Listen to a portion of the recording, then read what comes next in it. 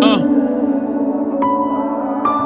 What goes around comes around. Hey, turn. Turn the music up. Hello, my Chris commentary gang. How y'all doing? Thank you for rocking with your girl. I know I'm a little late with my weekly video. Let's get into it real quick. I ain't got no sticky pad this time. I'm trying to become all the way professional, honey. So let's get into it.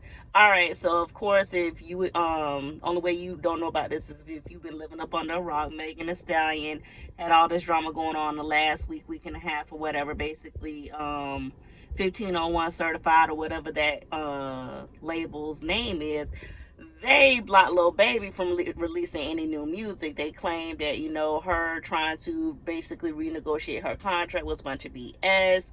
She should have read it. She should have understood what time it was, honey.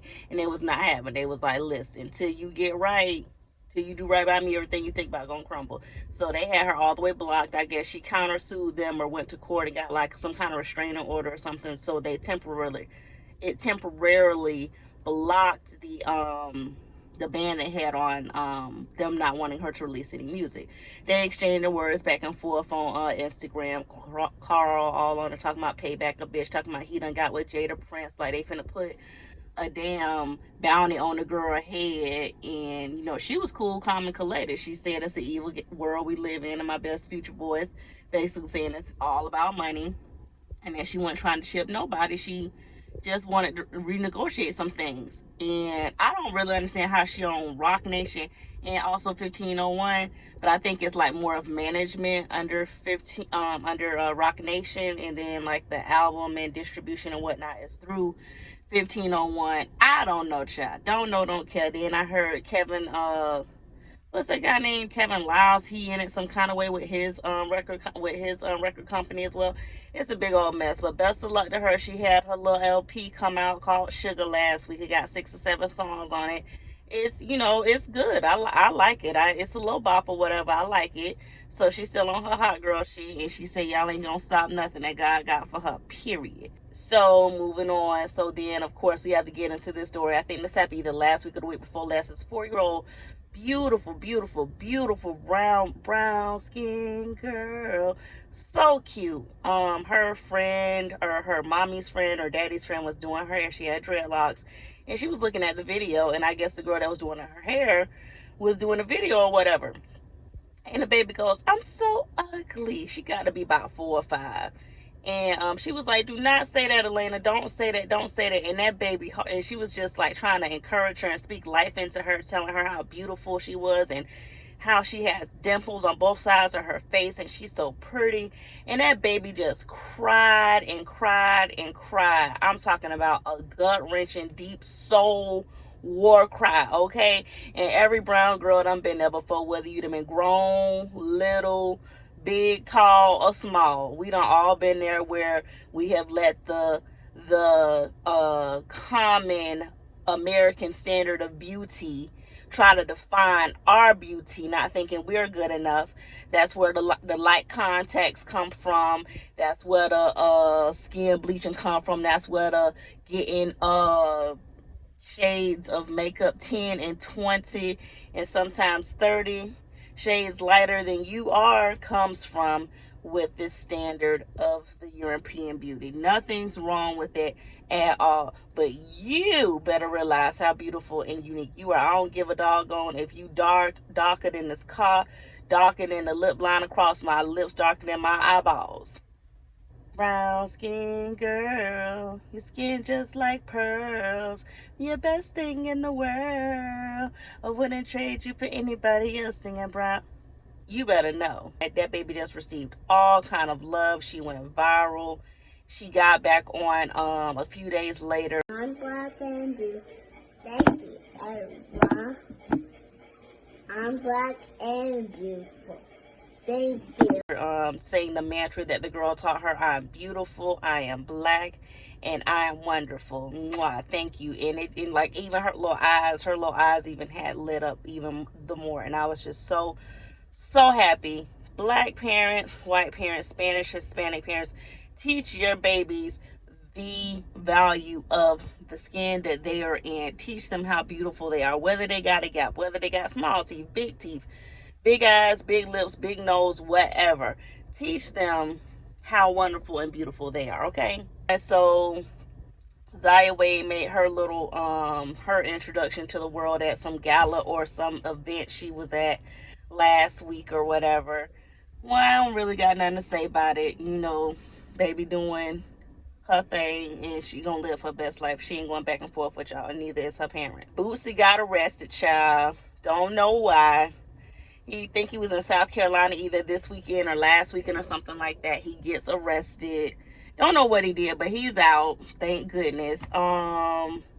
What else happened? Oh, he got a show getting ready to come out. I forgot what. I don't know if it's coming on the Zeus Network. I don't know where it's coming at, but I cannot wait to see that. My kids, I think they trying to find me a woman. You know who I want. The whole world knew who I want. She want me too. It's just a matter of time. Rihanna knew. You know you want me. You know you fucking want me. It's all this black chocolate. All this fucking black. Look at them fucking black. Look at all this black chocolate. Look at these toes. Rihanna, you can see me anytime. I will flash your motherfucking ass. Because you know he is a stone cold fool. I need for him to blow up. I'm gonna be tuned in. I'm gonna be watching it straight up. Kenya and the Real Housewives of Atlanta. So while she trying to get tea on the cookie lady and bringing the cookie lady to meet Tanya and flirting with Apollo when he was with Phaedra and dogging Kim Fields out, talking about we don't care if your man gay, but just, you know, live in your truth and be happy and this, that, and the third, and we heard you having legal troubles and woes. Dogging all these couples out all these years, and now here you are, got Candy and Cynthia like your little lap dogs and puppies coming to your house, where you basically confirm what everybody been feeling and thinking, is that Mark don't really F with you like that, and you was probably just a little teaser, a boutique call, and you ended up getting pregnant because y'all was humping and pumping raw. He didn't want you to get pregnant, but he dealt with it. And now, because, I mean, ain't no telling, as hard and as desperate as you are for a man, baby, you probably proposed to that man. And at first, everything could have been love. Everything was probably good, fine, and dandy when y'all first got together. But the way that man handled you on national TV, my dog, the way he embarrassed you, never gave you your credit, never gave you just. I didn't even hear that man so much as say he loved you, okay? I don't know if I done seen a man kiss and hug you, but he just seemed very repulsed by you. So you sitting in the bed telling Candy and Cynthia how you gotta recognize signs and let people show you who they are, and don't be listening to their word playing this, that, and the third, and that some girl was in his phone saying, can we just do what we was doing before? So basically alluding to the fact that he had an affair with this woman. You called her, and that they were having a whole full-fledged affair, which means they was, like I said, humping and pumping. And you got a nerve to be trying to talk trash about everybody, got an opinion on everybody, but you, and Candy really pissed me off. She really pissed. Can we please not talk about the situation with her divorce?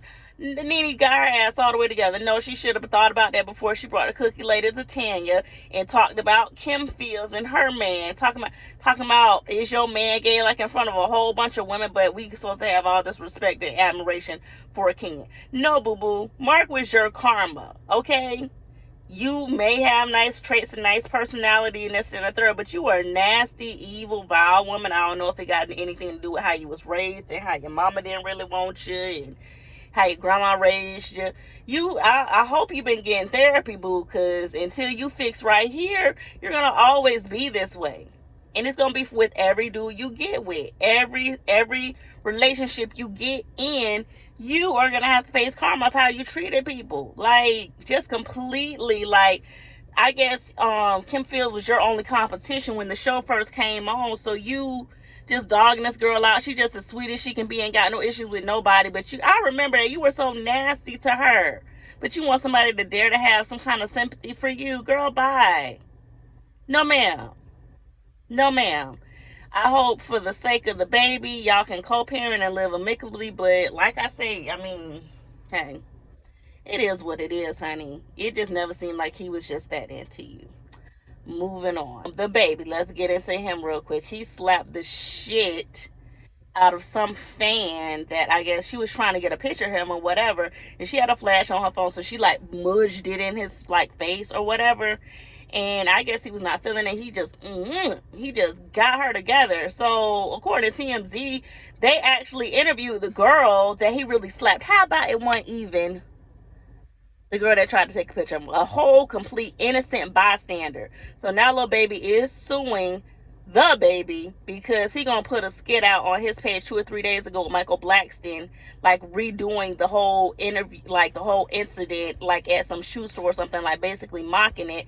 Girl said she went to the emergency room. She did have a contusion to her right cheek, and that this whole ordeal has been completely embarrassing and ridiculous. You know, been getting hate mail and, you know, all kind of harassment on fake pages and whatnot. And he all on his page, I'm so sorry.